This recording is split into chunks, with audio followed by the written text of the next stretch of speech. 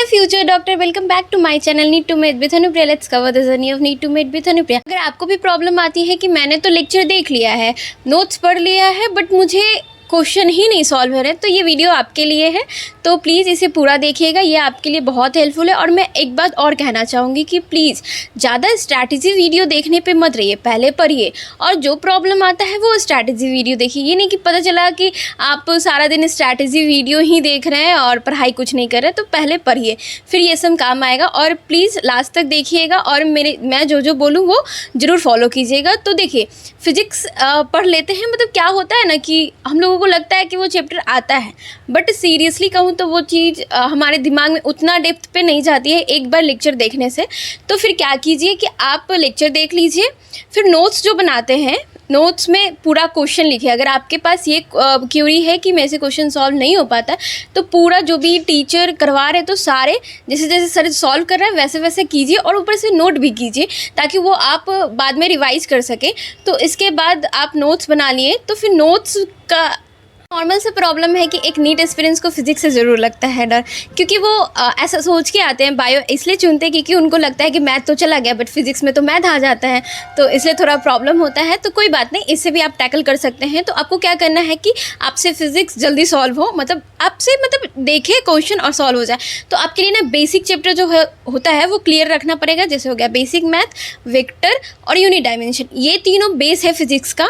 तो आप लोगों को इन तीनों पे बहुत ज़्यादा कमांड होना चाहिए। लाइक यूनिट एंड डायमेंशन में यूनिट देख के ही आपको आंसर मिल जाएगा। एंड बेसिक मैथ अगर आपका डिफरेंशिएशन इंटीग्रेशन स्ट्रांग रहेगा तो कोई भी एक मैथ कैलकुलेशन वाला क्वेश्चन आराम से सॉल्व हो जाएगा। और वेक्टर अगर आपको क्रॉस प्रोडक्ट डॉट प्रोडक्ट आएगा ही नहीं, तो फिर आगे क्वेश्चन अप्रोच कैसे कर पाओगे। तो यही प्रॉब्लम होता है। तो आपको बेसिक चैप्टर बहुत अच्छे से करना है, उसके बाद सारे चैप्टर यूं आपसे इतना करने के बाद भी अगर क्वेश्चन नहीं बन रहा है तो आपको नोट्स पे पूरा कमांड होना चाहिए। आप जाइए वापस नोट्स में जाइए, जो भी सर क्वेश्चन करवाएं उस क्वेश्चन को ढकिए और उसको फिर से री अटेम्प्ट कीजिए। फिर वैसे कर लिए। और अगर आपके पास कोई रेफरेंस बुक हो गया जैसे DC Pandey and all that, तो उसका एग्जाम्पल पहले सॉल्व कीजिए। तो उसका एग्जाम्पल सॉल्व करने से आपको आइडिया लग जाएगा कि अच्छा इस टाइप का क्वेश्चन ऐसा। अगर आप नोट्स का क्वेश्चन और डीसी पांडे का एग्जाम्पल लाइक दैट जो भी रेफरेंस बुक यूज़ करते हैं उसका एग्जाम्पल सॉल्व कर लीजिए। अगर इतना कर लीजिएगा तो आपको समझ में आ जाएगा। और आई थिंक इसके बाद आपके क्वेश्चन धीरे धीरे अटेम्प्ट होना स्टार्ट हो जाएंगे। कोई बात नहीं, इसमें बहुत टाइम लगेगा क्योंकि physics is a like tricky subject. ऐसा नहीं है कि सब इसे कमांड में कर लेते, तो इसको ज़्यादा टाइम दीजिए। लाइक अपने दिन में सबसे पहले अगर आपका फिजिक्स कमजोर है तो सबसे पहले फिजिक्स को ही टाइम दीजिए, फिजिक्स को ही पहले स्टार्टिंग ऑफ द। और जब क्वेश्चन अटेम्प्ट करते हैं तो आप तो क्या कीजिए, उस क्वेश्चन को अंडरलाइन कीजिए कि अरे क्या क्या ये, मतलब सबका ना जैसे एक नंबर दिया हुआ है तो उसको ना यूनिट डायमेंशन देखिए कि उसका मीटर पर सेकेंड वेलोसिटी दिया हुआ है, एक्सेलरेशन मान लीजिए इनकेस निकालने के लिए, तो उसका ना यूनिट डायमेंशन देख के आपको ना अंडरलाइन कीजिए हर चीज़ को। तो और अगर मान लीजिए मोशन अंडर ग्रेविटी का क्वेश्चन है, अगर वो बोल रहा है कि बॉल गिर रहा है, तो उसको ना थोड़ा इमेजिन करने का कोशिश कीजिए। मतलब कॉन्सेप्ट थोड़ा समझिए कि क्या बोल रहा है क्वेश्चन और हमको कैसे अप्रोच करना है। तो उसको ना ड्रॉ कीजिए, ड्रॉ करने से थोड़ा क्लियर होगा।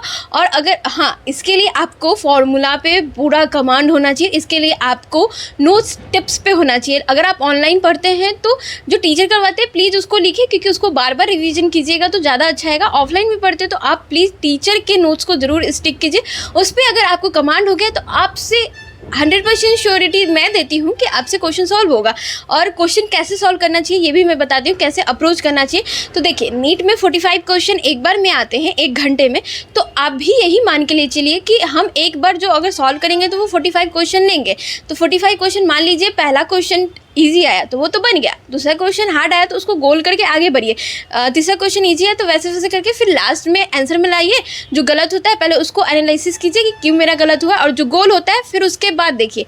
तो ठीक है, अगर आपको 45 में से 20-22 क्वेश्चन में बन रहा है तो बहुत अच्छा है, कोई बात नहीं। इस पर डिप्रेशन और डीमोटिवेट होने की कोई ज़रूरत नहीं है। आप क्यों देखते हैं कि ग्लास आधा खाली आधा भरा भी तो है। आपसे 22 क्वेश्चन अटेम्प्ट भी हुए हैं और वो सही भी हुए।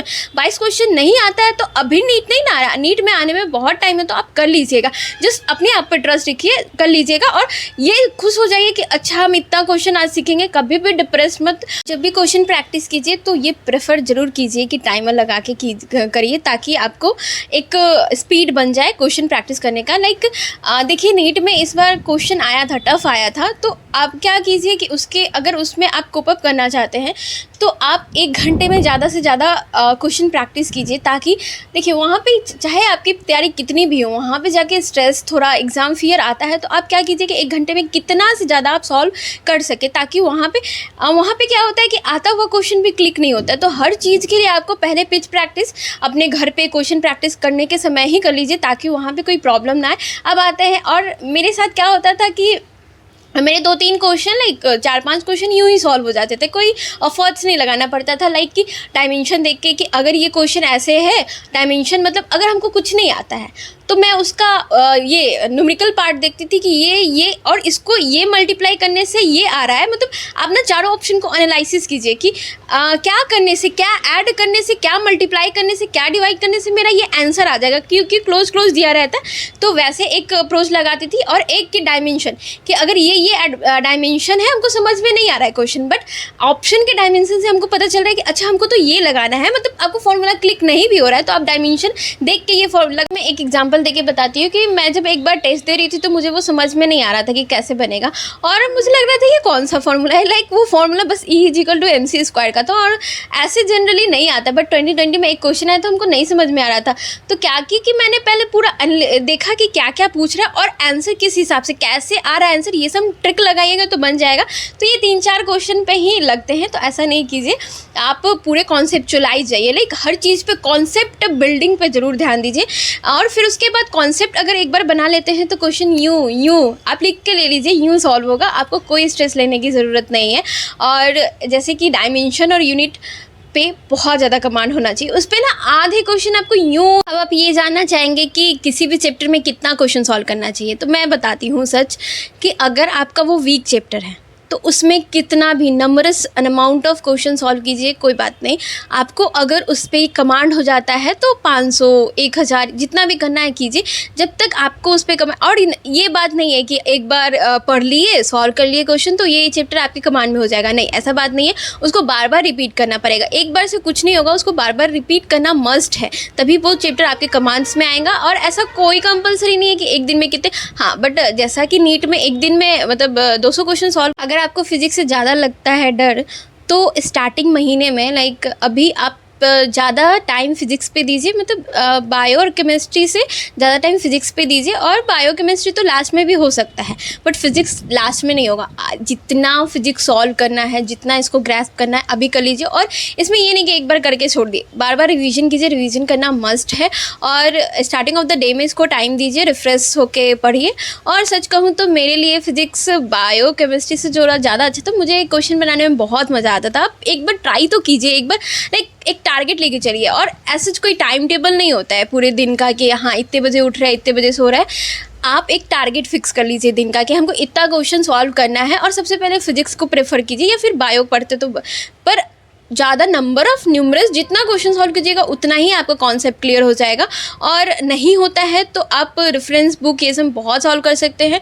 और हाँ, इस बार तो जेईई मेंस का क्वेश्चन ज़रूर लगाइएगा, ये बहुत मस्ट है। और जितना हो सके तो कॉन्सेप्चुलाइज क्वेश्चन, और थोड़ा दिमाग को एक दीजिए, प्रेशर दीजिए कि हाँ अब बताओ कि इसमें क्या क्या। ऐसा नहीं कि बस इजी क्वेश्चन सॉल्व करें, आप दीजिए प्रेशर, क्योंकि अभी टाइम है, आपके पास बहुत टाइम है, ऐसा कोई पैनिक होने की ज़रूरत नहीं है। तो आपके मन में ये क्यूरी आ रही होगी कि फार्मूला कैसे याद करें और नोट्स को कैसे कमांड करें। तो मैं सच कहूँ तो फार्मूला रटती वटी कुछ नहीं थी, जैसे सर पढ़ा रहे हैं तो वो डेरिवेशन हमको बहुत अच्छे से, मतलब ऐसा नहीं कि हमको फार्मूला याद करना है। मैं क्या प्रेफर करती थी कि मैं ड्राइव याद करूँ, कि अगर वो फार्मूला इनकेस मैं भूल जाऊँ तो जल्दी से ड्राइव कर लूँ, तो मैं यही प्रेफर करती थी। और उसको बार बार लिखती थी, डेरिवेशन से मैं फार्मूला याद करती थी। ऐसा नहीं कि ये फार्मूला, हाँ ये लास्ट टाइम में आप शॉर्ट नोट बना के कर सकते हो, बट अभी ये प्रेफर कीजिए ड्राइव, और उसको बार बार रिपीट कीजिए। किसी चीज़ को अगर आपको रटना नहीं आता है तो बार बार रिपीट करना सीखिए, रिवीजन करना सीखिए, उससे रटने की प्रैक्टिस हो जाएगी। अब मैं बताती हूँ कि मैं अपने नोट्स को कैसे करती हूँ। मैं नोट्स यहीं से स्टार्ट करती थी कि मैग्नेटिक फ्लक्स क्या है, BA cos θ phi is equal to change,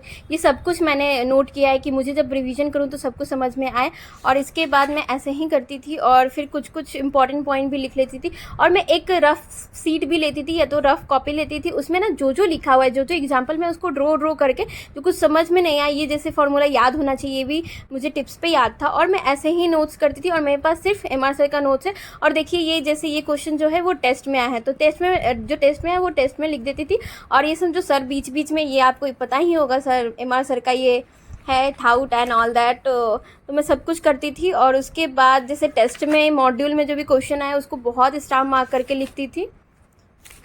और लाइक सब कुछ, मतलब एक रफ कॉपी जरूर लेके बैठिए कि ताकि आप जो जो ग्रास्प करें, क्योंकि लिखने से बहुत कुछ सही हो जाता है। एंड जो जो इंपॉर्टेंट क्वेश्चन है उसको मार्क कर देती थी और जो जो इंपॉर्टेंट लाइन होता था उसको भी मार्क करती थी और फॉर्मूला को हमेशा मार्क करती थी। और ऐसा नहीं है कि मैं कोई शॉर्ट नोट्स में जैसे लाइक ऐसे पलट रही हूँ, तो आप बार बार रिवीजन कीजिएगा ना, तो आपको यहाँ पे दिख जाएगा कि यहाँ पे क्या लिखा है, ये यहाँ पे ये फॉर्मूला लिखा है, तो इसको गोला जरूर लगाइएगा और सब कुछ को हाईलाइट कर लीजिए कि हाँ रिवीजन करते समय आपको क्या क्या करना है। तो लाइक मैं सारे क्वेश्चन को एक रफ शीट में मतलब लिख देती थी।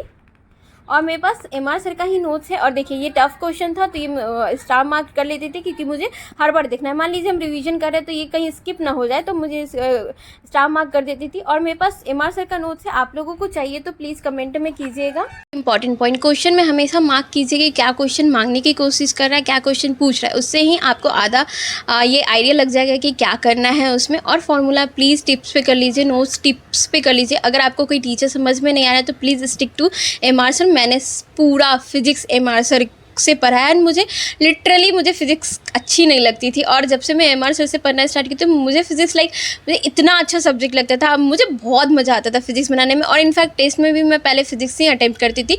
तो फिज़िक्स से डरने की कोई ज़रूरत नहीं है, वो बहुत अच्छा सब्जेक्ट है। आप एक बार पढ़िए तो ऐसा मज़ा आएगा ना, लाइक पूरा कॉन्सेप्ट क्लियर हो जाएगा। तो डरिए मत, पढ़ते रहिए और अच्छे से पढ़िए। और ऐसा नहीं है कि कोई डिप्रेशन होने की ज़रूरत नहीं है, आपके पास बहुत टाइम है। अगर आप अभी से स्टार्ट करते हो तो आप बहुत अच्छा कर सकते हैं। और टेस्ट देते रहिए, रिवीजन करते रहिए। और अगर आपको कुछ क्यूरीज़ हैं या फिर कुछ और पूछना है तो प्लीज़ आप कमेंट कर दीजिए। और जब तक के लिए मेरे चैनल को लाइक एंड सब्सक्राइब कीजिए। Thank you.